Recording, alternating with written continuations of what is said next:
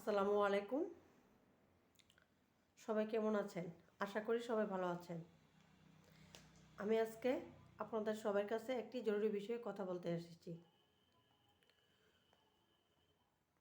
এর আগেও আমি ফেসবুকে লিখছিলাম যে আমার আব্বা আম্মা দুজনেই অসুস্থ এবং দুজনেই গ্রামের বাড়িতে বাসা ভাড়া করে থাকে। এবং ফেসবুকে এটাও লিখছিলাম যে হাসন রাজার ব্যবহার করা কিছু জিনিস আমার কাছে আছে, জিনিসগুলো আমি নিলামে দেব। হ্যাঁ, আমরা ডিসিশন নিয়েছি বা চিন্তাও করছি কীভাবে দিব।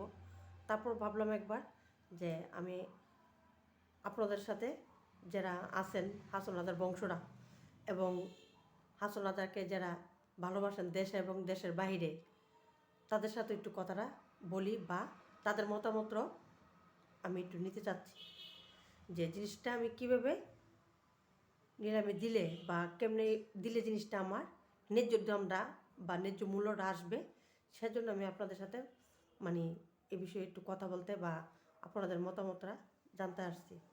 এই যেমন আমার কাছে এই জিনিসগুলো আছে হাসন রাজার ব্যবহার করা। এই যে তেরোয়াল আছে, তারপর খরম আছে, একতার আছে, আরও ইত্যাদি আরও অনেকটি আছে। তে যাই হোক, হ্যাঁ, আমি এই জিনিসগুলো নিয়ে আমি দিতাম না, কেননা এটা আমাদের বংশের একটা অহংকার বলেন, গর্ব বলেন, সব কিছুই। কিন্তু আমি তারপর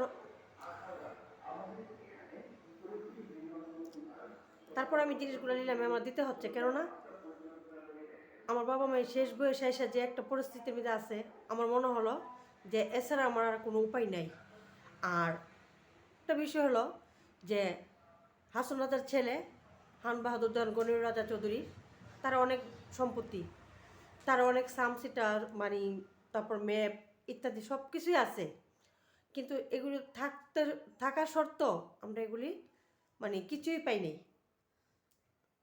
আফতাব রাজার বংশরা যারা জীবিত আছেন তারা এখনও এগুলি ভোগ করে খাইতেছে এবং তাদের কাছে আমি গেছিও, কিন্তু তার কাছে অনেকবার আমি বলছি, অনেকবার গেছি যে আমাকে বুঝিয়ে দেওয়া হোক, কিন্তু তারা কোনোভাবে আমাদেরকে কোনো কিছু এমনিতে হেল্প করছে না, কোনোভাবে আমাকে হেল্প করতেছে না। আর আমাদের সব কিছু আফতাব রাজার কাছে এবং আফতাব রাজার বংশর কাছে এখনও যারা আছে তাদের কাছে আছে, তারাই খাইতেছে। আমি এর আগেও আমার হাজব্যান্ডের নিয়ে লাইফে আসছি, বলছি বা ভিডিওর মিডিয়ায় বলছি যে আমাদের এগুলো আমাকে বুঝিয়ে দেওয়া হোক, তাদেরকে আমি অনেকবারই বলছি। তো যাই হোক, আজকে হিটে নিয়ে আমি নাই কথা বললাম। আমি এই জিনিসগুলো আমি লিরামে দেবো এবং কিভাবে দিব বা কিভাবে দিলে আমি ন্যায্য মূল্যটা পাবো, এই বিষয়টা নিয়ে আপনারা আমার একটু সহযোগিতা করেন। হাসন রাজার বংশ যারা আছেন এবং হাসন রাজাকে যারা ভালোবাসেন দেশ এবং দেশের বাইরে, তো সবাই মতামত আমাকে জানাবেন কমেন্টের মাধ্যমে। আর আশা করি সবাই যেটা সঠিক আমাকে এটাই